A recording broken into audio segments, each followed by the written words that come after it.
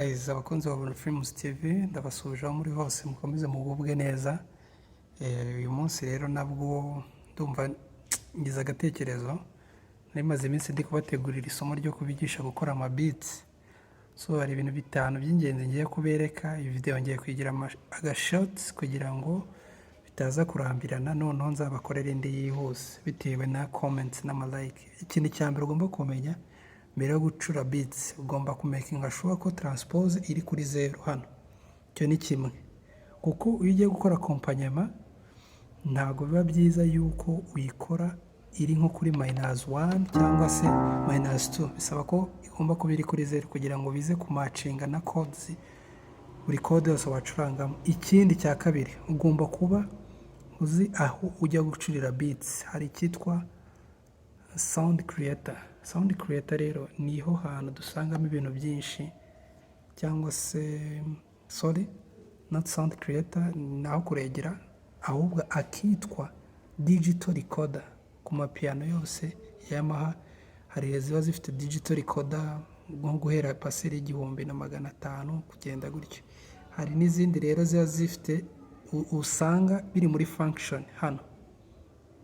Naho amapiano usanga rero ari hano byibereye, ariko izi za digital recorder ni guhera kuri 2, iziri munsi ya 2,100 niho usanga rero biri kuri function.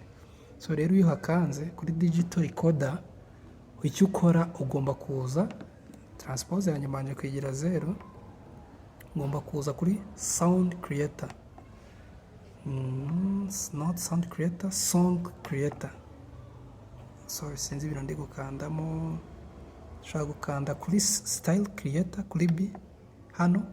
Rero iyo bakuzanye hano, ikintu kindi ugomba kwita ukora, kuko haba harimo beat wasanze muri piano yacuzwe, icyo ugomba kwita ukora, ugomba kuza ugakanda kuri kano kantu ka new style.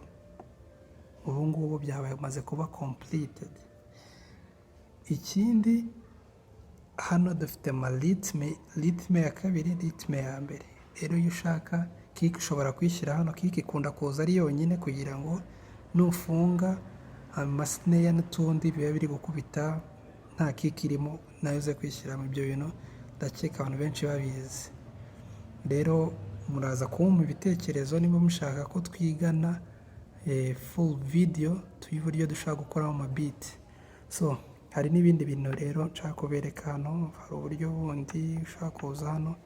Kano kantu ni ingenzi cyane, tuzagakenera ninjya kubigisha ama beats. Hari n'ama size, ni uburyo bw'injyana abantu bize umuziki. Utu tuntu twose dufite icyo dusobanuye mu muziki, ni ibintu byinshi, ariko aka kantu tuzajya tugakoresha cyane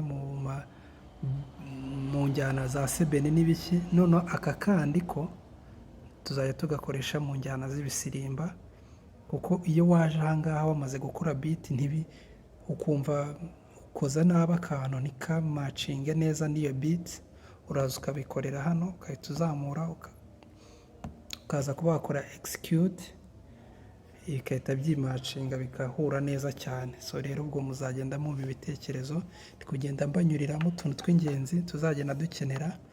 So part 2 biraterwa na comments na like mwakoze na share.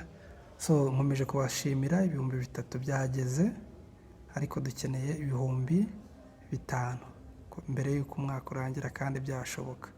Ikindi mujye mureba video kugeza irangiye. Murakoze guys, see you.